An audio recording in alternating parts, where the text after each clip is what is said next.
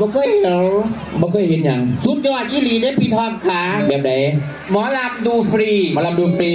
ร้านค้าร้านขายของพ่อค้าแม่ขายเฮากับขายฟรีขายฟรีบ่ได้เก็บค่าทีค่ะหมอลำเฮาเตรียมตัวเด้อมื้อนี้เด้อเตรียมตัวไปใส่เล่นฟรี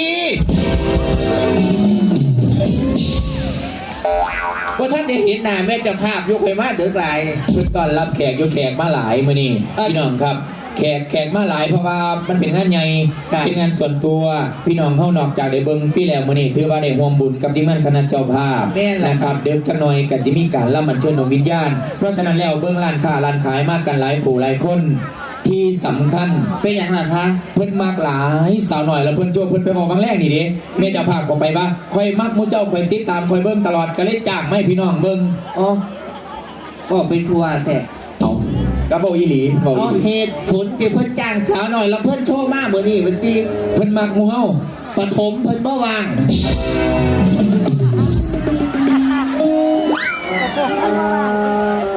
ปฐมว่างจังได๋เดี๋ยวนี้เอาข่อยถามแล้วเพิ่นวางสั่นดิแล้วอยากได้ปฐมบ่วางก็เลยเอารับเพิ่นโชว์มันบ่แม่นเพิ่นมาเปิดงานบางแรกก็ยังย้ำอีกอยู่ว่าเวทีใหญ่อลังการแสงสีเสียงสุดยอดทั้งหลังข่อยเห็นแล้วอลังการจ้างต่อปีหน้าโอ้อันจ้างต่อนี่บ่เถียงค่ะเพิ่นบอกอีหลีเพิ่นว่าสิจ้างสาวหน่อยแล้วเพิ่นชอบชนต่อปีหน้าจ้างต่อสาวหน่อยแล้วเพิ่นโชว์ต่อบ่เพิ่นว่าสิจ้างระเบียบเพิ่นนี่ล่ะเบิ่งฟรีคือกันศาสตร์แห่งแต่สิติมตะบาย2คืนพุ่นน่ะโทษขอให้ถามแน่โทษยังอีกคะลงสางตีกับปูวะกูเห็นเสียงแหบอยู่ก็สิลงไปตีเลิกแท้ป้าโดนตังโดนพี่น้องลืมถามลืมขึ้นพ่อว่าเป็นสิว่าสังกีขอโทษหลายๆกับลูลาพาเปียพ่วงไปแน่อันบัดดีครับเมซี่บวชตะหึงครับมาเอาบุญน้ำพี่น้องเจ้าภาพเพิ่นบอกคันมาบวชคือบ่แถหัวบวชที่พามติครับโอ้ยพ่วงต่อหลายเทียกันจังตาจะเป็นเด็กบ่มีคนหน่อยค่ะแน่เดี๋ยวนี้ท่านไหนวางสันเมซี่มาตีเมซี่ใส่ชุดขาวโอ้ให้ถามสันจะค้ำได้ล่ะถามยังครับเมซี่บ้านแม่มึงใส่หมวกติเมซี่บ่ได้ใส่หมวกติบ่แม่นเมซี่แม่นยังสันใส่หมวกจังซี่นี่สังเกตบ้างไหมผู้ใดครับหมอฮะขันอสมอสิใส่ยูนิฟอร์มสีฟ้าดอกหมออันนี้หมอหรืออีกอย่างนึงสิพยาบาลก็ได้ครับหมอก็ได้พยาบาลก็ได้น้ำกันน้ำกันมาตะโรงพยาบาลไหนครับคุณหมอฮะโรงพยาบาลไหนเนาะนี่ล่ะโรงพยาบาลบ้านม่วงเฮานี่ล่ะหมอโรงพยาบาลบ้านม่วงแม่นล่ะค่ะเป็นจังซี่เบิดติเป็นเจ้ากูผู้เดียวนี่แหละหมอบ้านม่วงเป็นนักสีพี่น้องสีกล้าไข่จะที่อายุติเพราะว่าแล้วมันเป็นลักษณะพันหมอบ้านม่วงเป็นยังซีเด้อเป็นอย่างไรคะไปโรงพยาบาลข้ามตะกาบุเด้อเอาคือที่ไห้เพิ่นแลนไปไกลแท้เอากระเบิ้งตะหมอเนี่ยเนาะที่ไปรักษาภายในตั้งแต่จะขวางกับเป็นถ้าเป็นบาดทะยักขึ้นอย่างนี่เนาะว้าวเป็นว่าเป็นทีบจะเป็นตาช่างนั่นเมืองการเมืองงานแต่ละมือแต่ละเวเดี๋ยวจับคนเจ็บไข้ได้ป่วยก็ยังเป็นตาช่างอย่าจมแหมเดี๋ยวบ่มุมเจ้าหน้าที่จักเทียอย่าจมเป็นหมอต้องโง่ม้วนจังเลยบ่ม้วนกับพี่กับน้องจังสี่ล่ะค่ะถูกต้องแล้วเพราะว่ามันเป็นเอกลักษณ์หมอ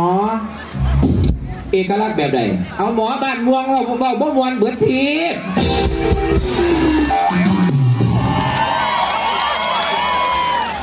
ถูกต้องไหมคะเอาถ้าถูกต้องขอเสียงหน่อยแล้วมีฉะนั้นเจ็บไข้ได้ป่วยเจ็บเบาๆอ่อนๆเด็ดๆที่แตกยาพาราเอาค่ะปาดมาบ่ายเพิ่นคักแน่แท้พี่น้องอย่าได้จะกล้าไปโรงพยาบาลเป็นหมอ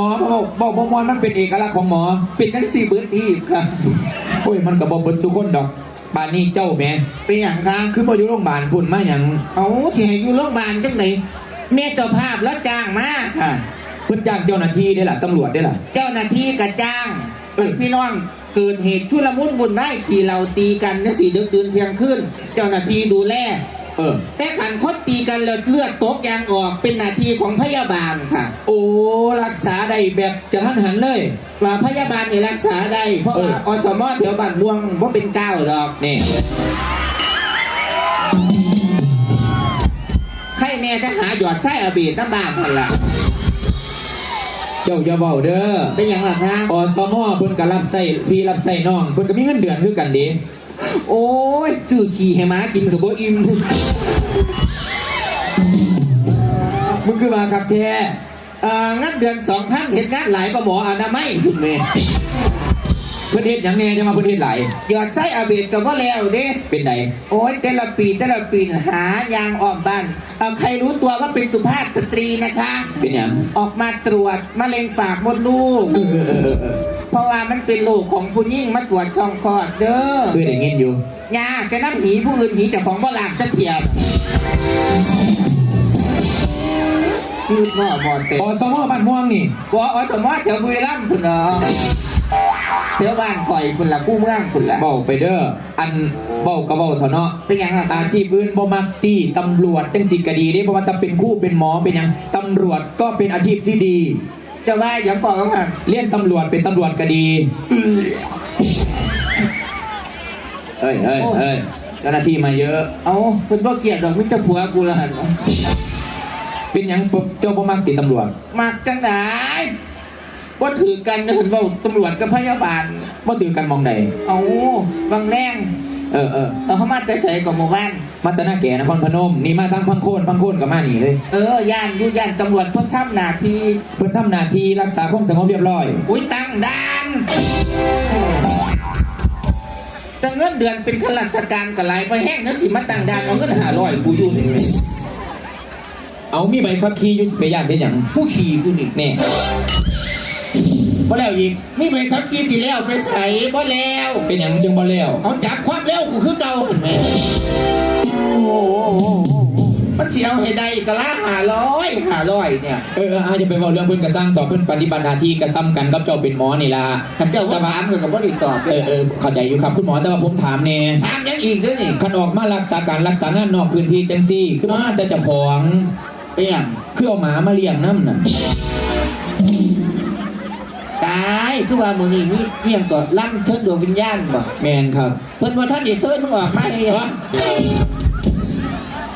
มันบ่แม่น ว่าแมนว่ะ โอ้ยเนาะอย่าบอกผู้ดีแหมมันแม่นไผเนี่ยให้ถามแน่ ใจ เนี่ย2ตัวนี่ สงสัยอีกแล้ว เจ้าท่วงว่าอย่างก่อนสัตว์เลี้ยงมาติ สัตว์เลี้ยงแล้วเนาะเอาหมามาเลี้ยงนำเวลาเฮ็ดงานจังได๋บ่แม่นเด้ เกลียดนะค่ะ เป็นหยัง ว่าเป็นสัตว์เลี้ยง แม่นหยังครับ ผู้ซอหมอย ฮะ ผู้ซอหมอย แปลว่า โอ้ยผู้ซอยหมอมาปึกจะเป็นหอดโคตรโศกเลยเนี่ย ผู้ซอยหมอ ผู้ซอยหมอค่ะ ผู้ซอยหมอครับ ทั้งหมดขวาหัน